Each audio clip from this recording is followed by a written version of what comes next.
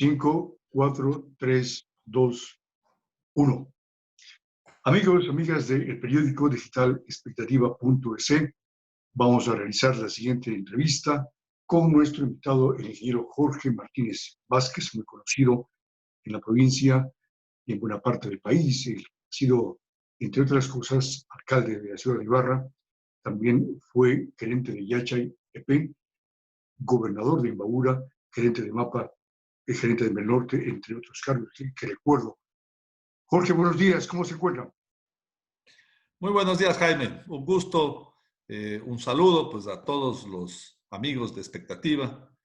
Volver a encontrarnos en esta tarea de dialogar con la comunidad siempre será un placer y hacerlo con usted, Jaime, a los tiempos. Gusto Muy saludarlo. bien, correcto, gracias por la apertura. Quisiéramos preguntarle un poco ya para romper el hielo, ¿cualquier inquietud puedo plantear en esta mañana o hay restricciones?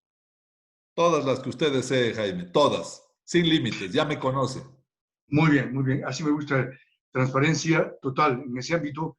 Queremos preguntarle, ingeniero Martínez, ¿ha vuelto a la política, ha vuelto a la actividad, al origen de la dirigencia sindical? Así es. Déjeme comentarle, Jaime. Yo, la A ver. verdad, siempre, yo inicié mis tareas laborales en la empresa eléctrica Quito hace ya muchos años, creo que cerca de 39 años atrás. Y la verdad, después de haber cumplido varios ciclos en el servicio público, como usted ha señalado, me decidí reintegrarme a la empresa eléctrica Quito para ejercer mis derechos de mi jubilación, toda vez que había cumplido, digamos, mis requisitos. Sin embargo, mi retorno fue un poco complicado, tengo que decirle. La administración de la empresa eléctrica Quito quiso suprimir mi partida usando un artificio poco adecuado, porque esto hubiese sentado un precedente gravísimo. Esto es que cualquier persona que incomode a una administración sea sometida a la supresión de una partida y por lo tanto a un despido. Esto yo la verdad no esperaba, originó una gran reacción en los trabajadores de la empresa eléctrica Quito, en los trabajadores eléctricos, y ellos decidieron que un mecanismo de protección de esta acción sería el asumir la dirección sindical de esta organización tan importante y de gran trayectoria. Y esto significaba, obviamente, ir hacia un proceso electoral, porque así es la democracia en el caso de los trabajadores eléctricos. Y efectivamente asumí este reto después de incorporarme en cerca de 13 años de ausencia. Es decir, había mucha gente nueva, mucha gente que no me conocía. Sin embargo, obtuve un respaldo impresionante en términos de esta elección. 7-1 el resultado electoral. Y obviamente esto posibilitó que me encuentre al frente de esta organización. Yo tengo que expresarles a los trabajadores realmente mi inmensa gratitud y obviamente esto me compromete además con sus tareas y sus causas en un momento complejo.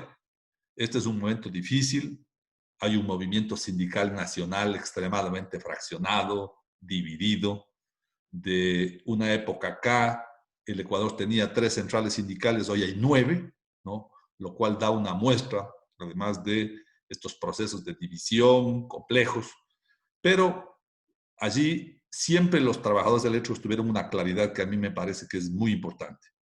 Ellos entendieron que el problema de la lucha de este sector no iba vinculada solamente a sus reivindicaciones. Aquí hay siempre un compromiso con el país. La energía es un tema central, fundamental para el desarrollo. Y obviamente la tradición de estos trabajadores, de la cual yo fui parte en mis orígenes. Quiero decir que gran parte de lo que he podido hacer en mi vida se los debo a mis enseñanzas en la lucha de los trabajadores. Fui parte de los procesos contra la privatización hace muchos años. Esto significó impedir, ¿verdad?, que este fenómeno que venía en el mundo, en América Latina, que trajo gravísimas consecuencias. Recordemos las privatizaciones en Chile, en Argentina, el costo de los servicios públicos.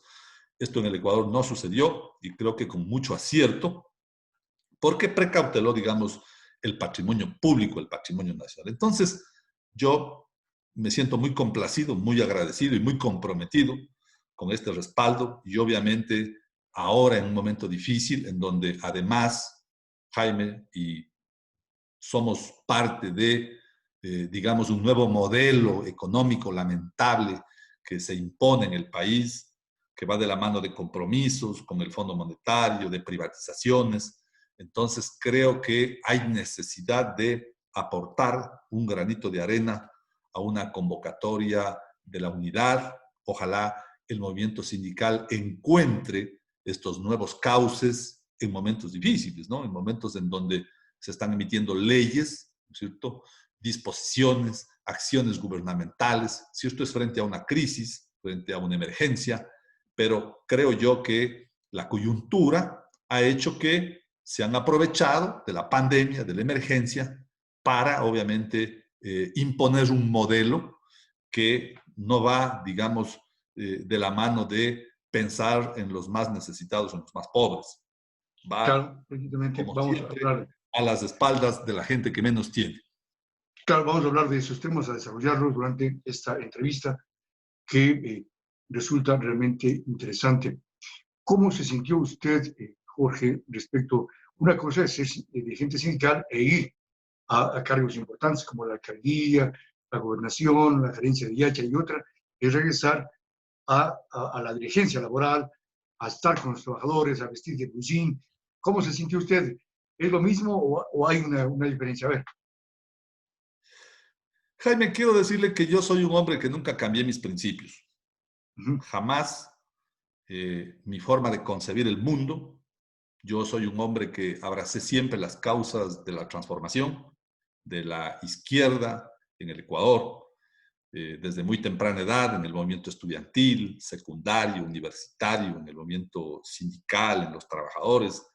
Luego tuve la posibilidad, obviamente, de ocupar un sinfín de funciones y siempre entendí que las personas somos transitorios en las instituciones. Las instituciones son las que persisten.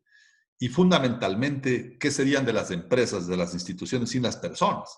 Por lo tanto, los trabajadores son un sector fundamental. He procurado a lo largo de toda mi vida de servicio público tener las mejores relaciones con los trabajadores porque creo en el potencial que ellos tienen para el desarrollo de lo que es una institución. Yo quiero recordarle que compartimos algunas experiencias, ¿no, Jaime, con usted? Trabajamos en la empresa de agua potable hace, me parece que 30 años. Jamás tuvimos un conflicto laboral. Llegamos a esa empresa luego de graves problemas laborales. Se firmaron los contratos colectivos con los trabajadores. Tengo ese privilegio. Luego pude gerenciar la empresa eléctrica, en donde también cuando llegué a esa empresa habían contratos colectivos retrasados.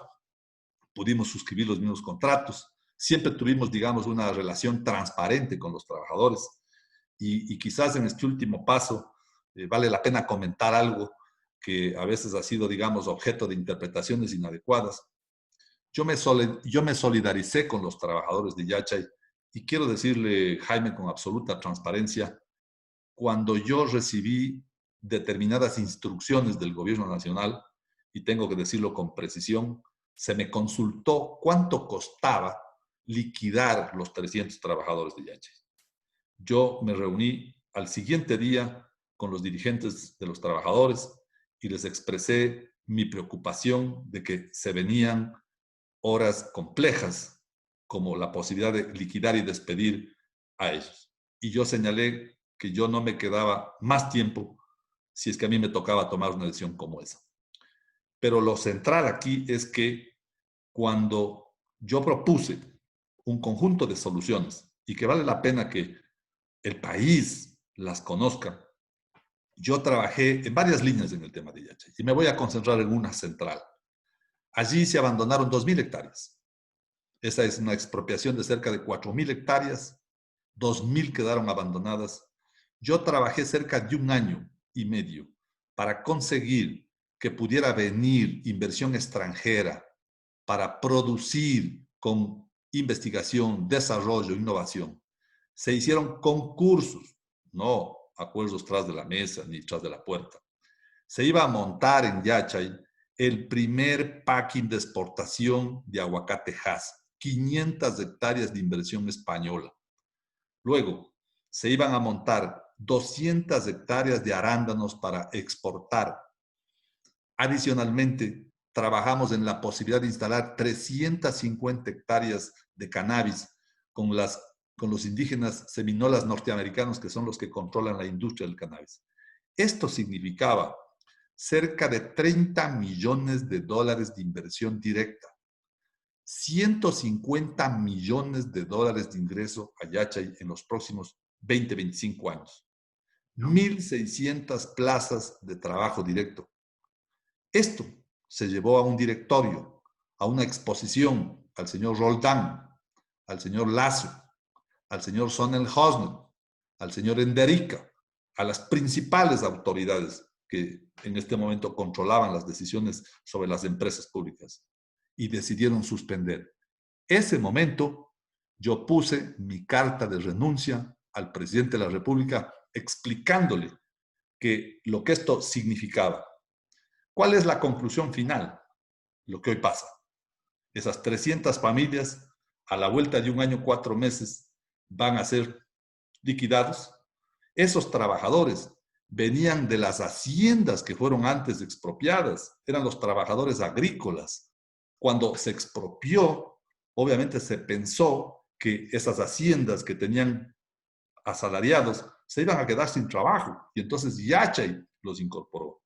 Pero créanme que valieron más los odios, porque finalmente ese era un proyecto que lo había levantado el presidente Correa como su proyecto emblemático.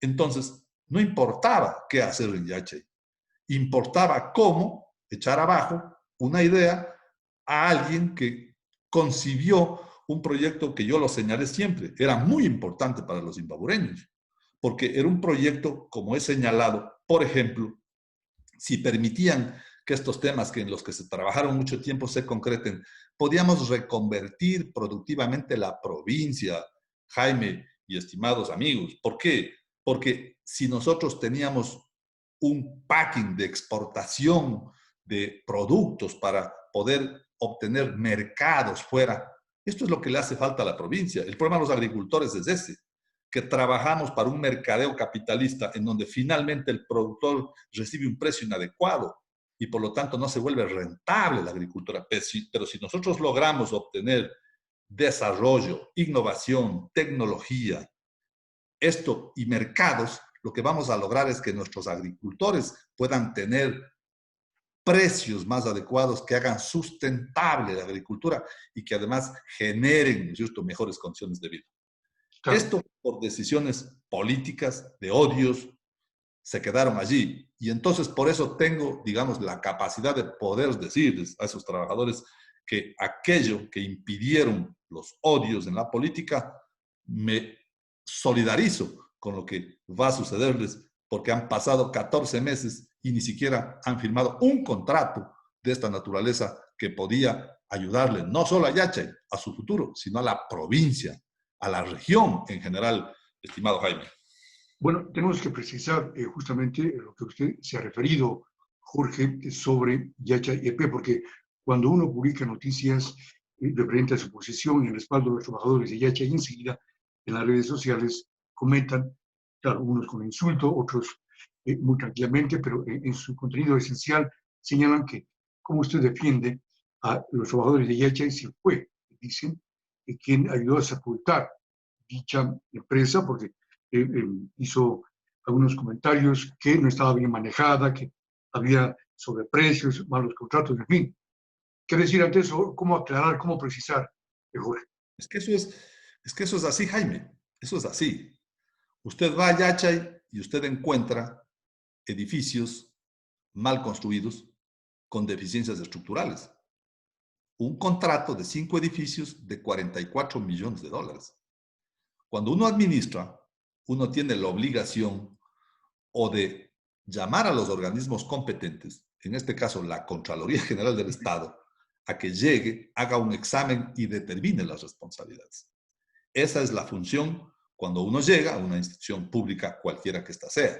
Si a mí me encargan de administrar una tienda, lo menos que tengo que hacer es un inventario de la tienda, establecer en qué Estado me recibo y sencillamente, aparte de, si uno encuentra que pueden haber presunciones o responsabilidades, convoca a los órganos competentes y estos hacen su papel.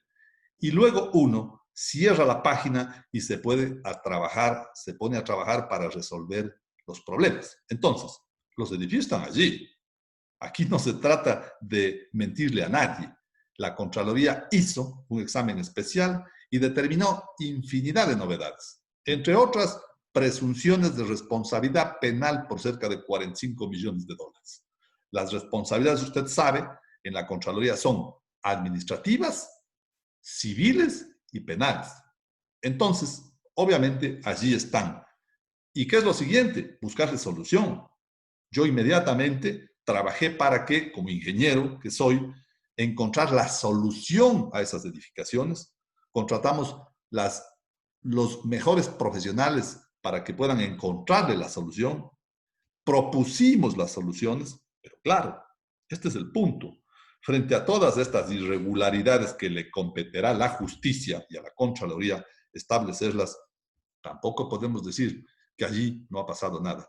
En Yachay existieron 500 millones de dólares de inversión pública. Y lo importante es que esos 500 millones de inversión pública significan para el país un recurso extremadamente importante. Se podían haber hecho seguramente, no sé, 20 hospitales. 20 hospitales, uno en cada capital provincial. Hospitales de 25 millones de dólares. Entonces, hay que tener una responsabilidad. A quien le caiga esas responsabilidades, ese es el problema que tiene la justicia y la Contraloría. Pero lo fundamental es trabajar por las soluciones. El problema es que una vez que se hacen esas denuncias, se pide que la Contraloría intervenga, lo fundamental es seguir hacia adelante. Porque, ¿qué es lo que nos interesaba a los zimbabureños? Que ese proyecto que tenía temas muy importantes, que tenía una universidad única en el país, que tenía un proyecto de hacer un parque industrial que no existe en la zona norte del país, que podía desarrollarse un conjunto de elementos de la tecnología, que podía trabajarse en el tema de llevar desarrollos agroexportadores importantes. Lo que no sabe la gente es que, por ejemplo, en Yachay, el INIAB, que es el Instituto Nacional de Investigaciones Agropecuarias, tenía cerca de 400 o 500 hectáreas asignado. Allá tenía que trasladarse la estación Santa Catalina, que está en el sur de Quito. Y eso pasó abandonado muchos años. Entonces, el punto es cómo se trabajaba para dar soluciones. Pero al final uno encuentra que los odios, ¿sí?, políticos, que son parte de un proceso de revanchas en el Ecuador que no conducen a nada, porque este no es el problema de quienes odian o aman a Correa o de quienes persiguen lo que Correa hizo.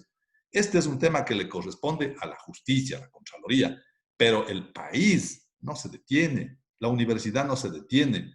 Ahí están las 2.000 hectáreas abandonadas y obviamente se prefirió que estos actos políticos, ¿no es cierto?, de cambiar de nombre, de impedir que ese proyecto avance porque eran ideas de otra persona, terminen, ¿no es cierto?, un acto de irresponsabilidad sobre 500 millones de dólares de inversión del país. Esto es causa por la cual yo decidí presentar mi renuncia, pero además señalando que estos procesos que habían sido públicos de concursos para la solución quedaban en marcha, pero pasaron.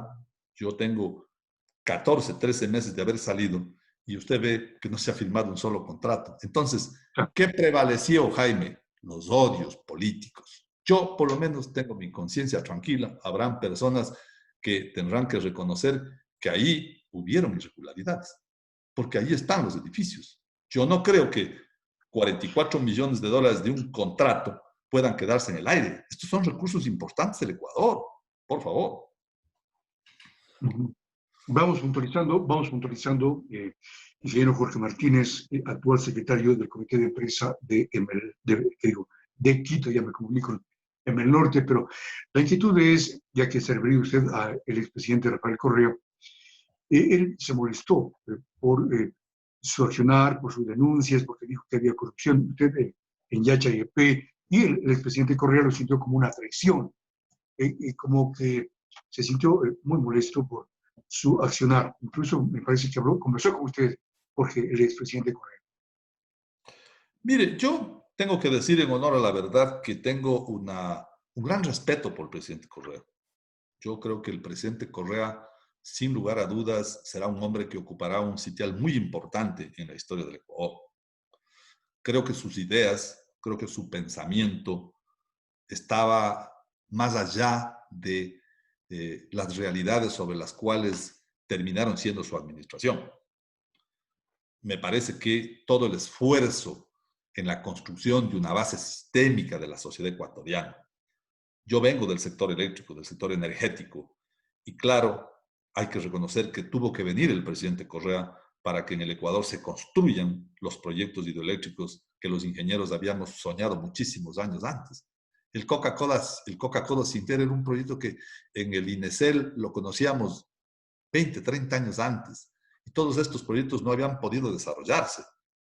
Hubo necesidad de un empuje de esa naturaleza. Yo mismo cumplía esas funciones en la empresa eléctrica Quito.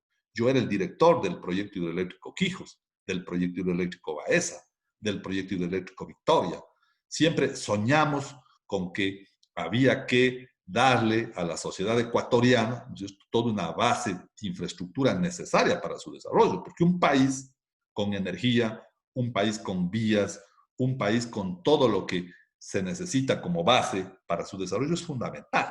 Entonces, yo al final tengo que decir que cuando hablé con el presidente Correa, yo le expliqué al presidente Correa, le señalé que me había encontrado no con equivocaciones en Yache, yo me había encontrado con irregularidades, porque uno no puede construir edificios, ¿verdad?, que luego tengan semejantes dificultades.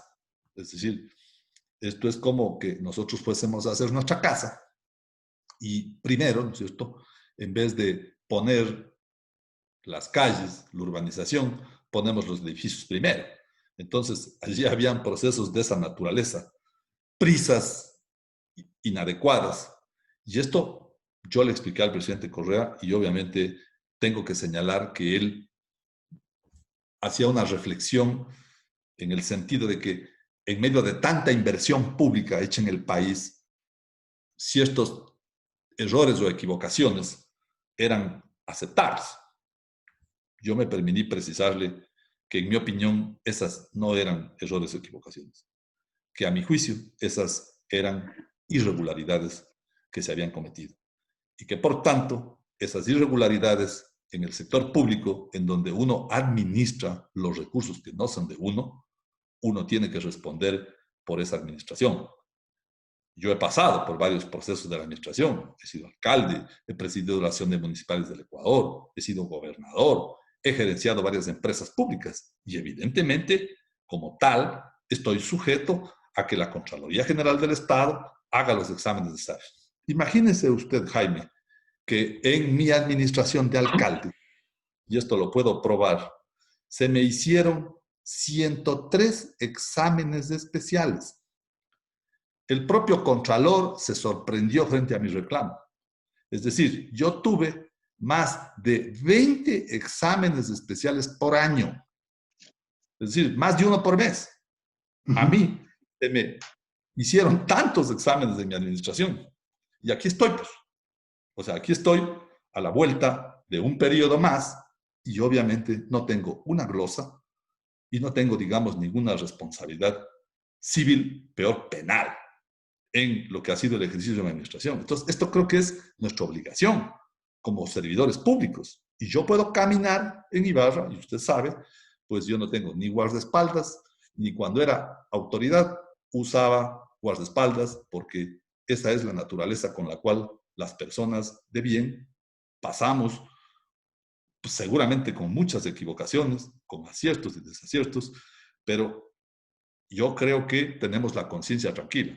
Por tanto, me parece que cada quien, al final, termina teniendo, ¿no es cierto?, el juicio de la sociedad por lo que ha hecho o por lo que ha dejado de hacer. Sus comentarios sus comentarios, ingeniero Jorge Martínez, a favor de los trabajadores, en contra de la ley de apoyo humanitario, reflejan que usted se ha alejado totalmente ya del morenismo y que en su condición de dirigente laboral ahora se identifica con los trabajadores y diría que hay un acercamiento al pensamiento, al menos, del correísmo. Jaime, esa es una conclusión suya. Déjeme decirle que primero yo, como muchos ecuatorianos, trabajamos y votamos por un proyecto político. Esto tenemos que reconocerlo. Yo fui el último gobernador del presidente Correa y fui responsable del equipo político que condujo también esa campaña electoral. Uh-huh. Pero yo no voté por el señor Martínez de las cámaras de industria. Richard Martínez, dice, ¿no? Ya. Exactamente. Yo no voté por el señor Ontaneda, que es representante de los grupos agroexportadores de la costa. Ni voté por el señor Poveda, que es el abogado representante de las cámaras empresariales, hoy ministro de Trabajo. Ni voté por el señor Roldán. Me merecen todos absoluto respeto. Es decir, yo creo que nosotros no votamos por ellos. O sea, no votamos por ellos. O sea, votamos por un proyecto que finalmente fue cambiando, girando hacia un modelo inadecuado. Por eso es que cuando yo hice mi trabajo y encontré estas reacciones, terminé sencillamente diciéndoles, señores, yo no me voy a prestar ni para liquidar trabajadores y además aquí está mi trabajo y cuando he tenido que denunciar los corruptos, he denunciado a los corruptos y cuando he tenido que presentar soluciones, aquí están las soluciones, pero hasta ahí llego. Ahora bien, ahora están respondiendo estas normas, en mi opinión, ¿verdad?, a estos grupos que son los que hoy administran el Estado. Y además responden, esto no a modo de cliché, ¿no es cierto?, porque a veces luchar contra el Fondo Monetario Internacional ya se volvía aquí como un chiste, ¿no?, o como un cliché, dije yo, de mal gusto o patrimonio de la izquierda. No, no, no. La carta de intención, los acuerdos que se firman con el Fondo Monetario Internacional dicen dos, tres cosas súper interesantes que los trabajadores y que la sociedad tiene que conocer. Dicen que necesitamos entrar en un proceso de flexibilización laboral. Es decir, esto de que hay que ir desmontando, ¿no es cierto?, las conquistas que los trabajadores han logrado desde la emisión del Código del Trabajo en la Revolución Juliana. Pues, ¿sí? Segundo, hablan, por ejemplo, de que hay que subir la edad de jubilación. Esto dicen los acuerdos. Y luego hablan, ¿no es cierto?, de que hay que ir solapadamente, llámese monetización, a un proceso de privatizaciones. Entonces, estos temas que ya conocemos lo que han pasado, porque estas recetas lo que hay es que recordarle a la sociedad. ¿Qué pasó cuando privatizaron en Argentina? Eran tan caros los servicios de agua, de energía eléctrica y de telecomunicaciones que los trabajadores, que los servidores destinaban cerca de la mitad del salario para pagar los servicios. La gente empezó a devolver los teléfonos, los medidores de luz, porque se volvió inaccesible. Empezó a haber barriadas en estos países en donde se privatizó que regresaron a las velas. Entonces, yo creo que estas experiencias, ¿no es cierto?, además de entender que el patrimonio público no es de los gobiernos, pues. O sea, fíjese usted, el señor Cuesta quería vender el CNT. Le puso hasta precio, cuando ni siquiera había balances de esa empresa. Entonces, me parece a mí que vamos a un modelo de esa naturaleza. Entonces, ¿cómo puede ser correcto este momento vender los ferrocarriles, vender los correos, vender un conjunto de empresas, cuando no es el momento adecuado? Como dice nuestro pueblo, hoy nos quieren pagar como gallina enferma.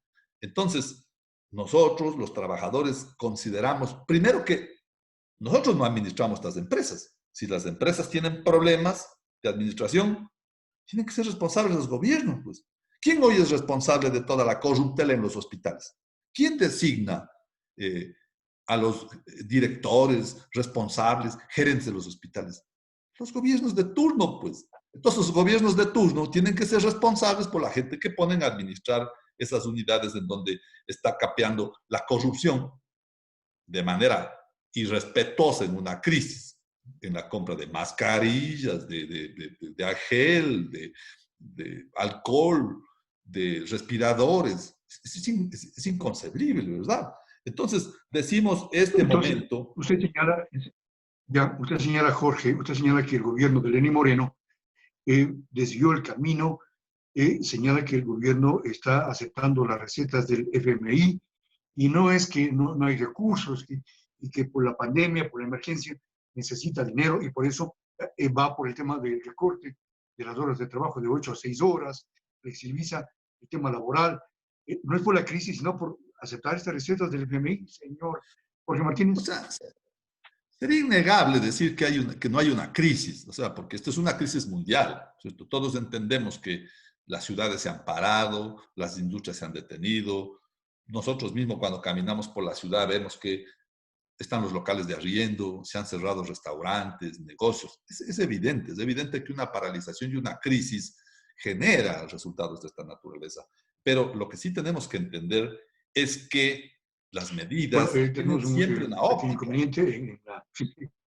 Tienen una óptica, ¿no es cierto? Entonces, si yo pago, prefiero pagar el servicio de la deuda. Hoy hay una denuncia adicional de que en abril se pagaron $1.000 millones a Goldman Sachs y otras instituciones. Habrá que verificar. Pero que se pagaron a los tenedores de la deuda cuando en el mundo el propio Fondo Monetario Internacional decía, señores, no paguen, difieran las deudas. Este momento la prioridad es la salud de las personas. Entonces, me parece a mí que es un tema de óptica, es un tema de a dónde se orientan, obviamente, las decisiones, estimado Jaime.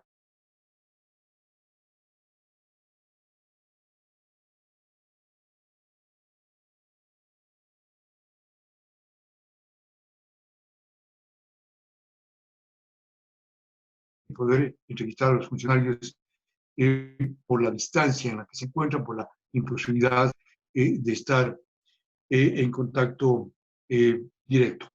¿Cómo ha visto usted el manejo de la crisis por parte del gobierno? Se señala que no lo ha hecho bien, que realmente ha fracasado.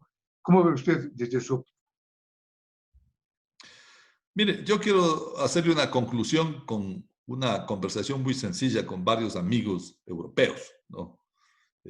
Conversaba con algunos amigos en España y decían que este momento hay una gran disputa para saber quién se lleva el primer lugar entre España y Ecuador en el manejo más inadecuado de la crisis, pasando por las decisiones, obviamente, del señor Bolsonaro y también del señor Trump en los Estados Unidos. Es decir, yo creo que lo que pasó en el Ecuador, además de pretender en torno a esto una utilización política, porque la gente tiene que entender que la comida que reparten con nuestros recursos. Entonces hay gente haciendo kits, ¿no es cierto?, del MIES, por ejemplo, que son dineros nuestros, pues, dineros de los ecuatorianos, y que hacen de eso, ¿no es cierto?, una acción política o politiquera. Siempre le hemos dicho a nuestro pueblo, y nuestro pueblo al final es muy inteligente, ¿no? Acuérdese usted cuando recibía los colchones, la avena, y obviamente recibía porque necesita, porque la condición del hambre, la ansiedad de la gente hace eso, pero recibe y finalmente castiga. Yo creo que ha habido un manejo, a mi juicio, inadecuado, irresponsable, pero políticamente táctico, pues no. O sea, ahora cojo y les traslado a los alcaldes el problema. O sea, que los alcaldes sean finalmente los que resuelvan. O sea, me lavo las manos, ¿no es cierto?, cuando finalmente todos entendemos que en manos de los alcaldes estará pues la salud pública. Los alcaldes administrarán los hospitales. Los alcaldes serán responsables, por ejemplo, del control de la seguridad. No es así, pues, no es así. Pero les entrego esa responsabilidad y, claro, luego la presión social también sobre estas autoridades por los problemas económicos. Entonces, yo creo que este ha sido, sin lugar a dudas, un manejo desastroso, un manejo además politiquero, pero yo creo que la sociedad va diciendo basta, pues. Nosotros por lo menos estamos en las calles porque entendemos que con el cuidado necesario, con el temor, que la pandemia, ¿no es cierto?, no detenga nuestras ideas, que la emergencia no nos acalle y que obviamente la crisis no nos deje maniatados para poder expresar lo que pensamos. Y creo que esto que estamos haciendo hoy día, gracias Jaime a usted, a Expectativa, permite también que una óptica distinta pueda ser parte también del conocimiento y del debate ciudadano, porque estará usted de acuerdo conmigo que realmente en los grandes medios de comunicación, obviamente hay una especie de verdad de cerco informativo que va de la mano de todo un manejo de cómo se quiere interpretar la crisis en este momento en el Ecuador.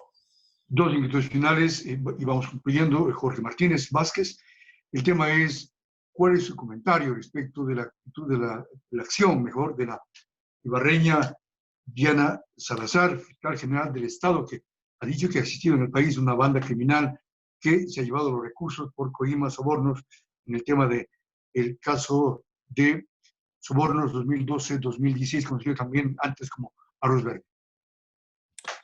Yo creo que esta fiscal, que es además de origen ibarreño, ¿no? Los que Claro. somos de esta ciudad conocemos a su familia, además tuvimos el gusto de conocer a sus familiares. Yo conocí a Arturito Méndez, conocí a Sixto Méndez, que es además ¿no? Claro. un colega profesional, ingeniero civil muy destacado, con el que pude trabajar en algunos temas, incluso en el sector eléctrico. A mí lo que me parece es que debemos actuar de igual forma con todos, ¿sí? Yo creo que me llama la atención, ¿no es cierto?, que ahora se hacen muchos allanamientos, seguramente antes no se hacían. Yo, por lo menos, en los últimos tiempos no recuerdo haber visto que a una prefectura, a una alcaldía, pues se hagan allanamientos, se intervenga los domicilios de los funcionarios, las instituciones. O sea, esto creo que no estábamos acostumbrados, pero me parece que necesitamos que actúen de igual forma, es decir, creo que todos necesitamos que nos midan con la misma vara, como decían los antiguos. Es decir, yo creo que así como hay una gran actuación respecto de determinados casos, debería también lo mismo haber respecto de otros temas, como por ejemplo se ha señalado el famoso tema de los INA Papers. A mí me parece que esto podría ser un gran ejemplo de que en realidad en el Ecuador estamos instaurando no lo que decían nuestros amigos, la famosa judicialización de la protesta, o obviamente este seguimiento o revancha u odios. Yo creo, Jaime, que un país no se construye así. A mí me parece que si nosotros no salimos de este amor o odio a determinadas tesis y no trabajamos en un proyecto de país, el Ecuador no va a avanzar. Porque ¿qué pasará mañana? Mañana vendrán otros y perseguirán a los que se van. Y entonces el Ecuador vivirá de escándalos en escándalos. ¿Y el país qué? Y la gran mayoría de la gente qué? Y la gente que aún sigue en la pobreza, y los agricultores, y este proyecto nacional, y los profesionales, y los jóvenes. Yo creo que me parece el momento de reconocer que es importante, ¿no es cierto?, perseguir la corrupción. Pero mire usted lo que dicen las encuestas. Cuando le preguntan a la gente, ¿cuánto le importa la corrupción en las encuestas a las personas? 8%. ¿Pero qué le importa a la gente más? El 40% está preocupada de la economía, del empleo, de la seguridad, del trabajo. O sea, eso también hace medir que vivimos, ¿no es cierto?, en una suerte de shows mediáticos en donde le tenemos al país entretenido, y por eso decía, ahora incluso el gobierno usó la emergencia para imponernos un conjunto de leyes que ni las dictaduras militares cambiaron. Jaime, o sea, aquí, por ejemplo, la estabilidad de los trabajadores, que antes era de 90 días, pasó a 4 años. De un plumazo. O sea, ni las dictaduras se atrevieron a modificar esas relaciones. Entonces, yo creo que es positivo toda la lucha que hagamos contra la corrupción.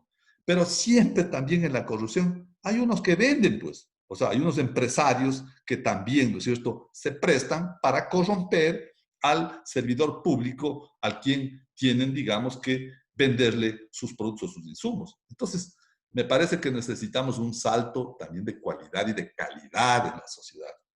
Hay que trabajar, Jaime, por un proyecto de país hacia el futuro. De eso hablamos hace 12 años. Y claro, recuerda usted, Rutura 25, y quienes están gobernando ahora es María Paula Romo, el señor Roldán, en fin, el señor Wright en Galápagos. Entonces uno ya no sabe a quién creer, pues, Jorge. Sí, pero mire, yo creo que nuestros pueblos son muy intuitivos, ¿no? Ya. A mí me parece que hace 12 años, cuando le conocimos al señor Correa. El señor Correa era un ministro de Finanzas que estuvo 120 días, ¿no?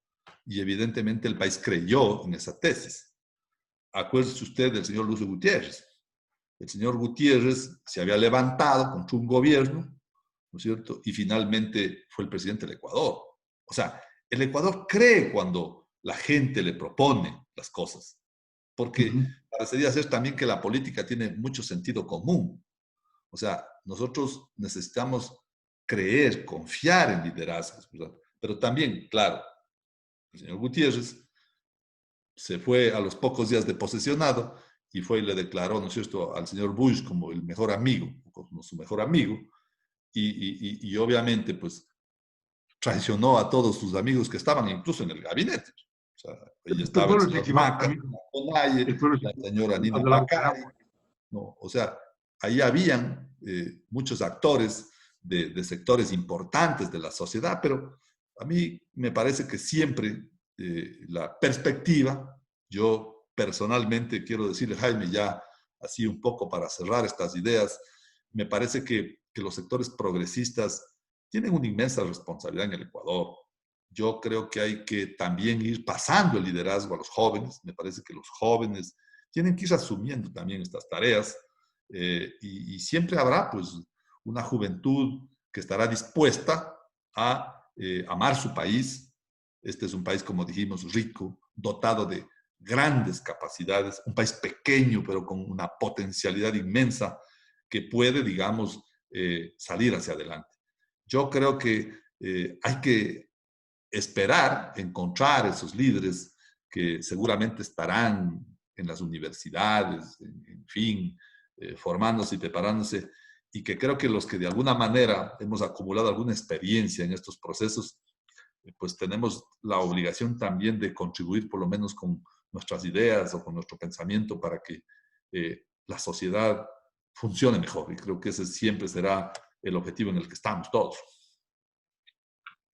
Muy bien, agradecemos a Jorge Martínez Vázquez, actual secretario del Comité de Empresas de Trabajadores de la EEQ, la empresa eléctrica Quito, y como hemos dicho, un largo currículum de actividades de servicio público acá en Imbabura. Ojalá tengamos la oportunidad de una vez que pase esta pandemia, visitarlo, conocer y volvernos a encontrar en Ibarra, Jorge. Muchísimas gracias, Jaime. Un abrazo para todos. Muchas gracias. Bien, el ingeniero Jorge Martínez en este diálogo en expectativa.es. Gracias a Jacinto Coyahuasi que nos ha facilitado estos temas digitales por un problema con Facebook que no nos permitió estar en directo. Pero bueno, superaremos estos inconvenientes y estaremos siempre con la noticia en primera línea con los personajes de Imbabura y del país. Gracias y un buen día, una buena tarde.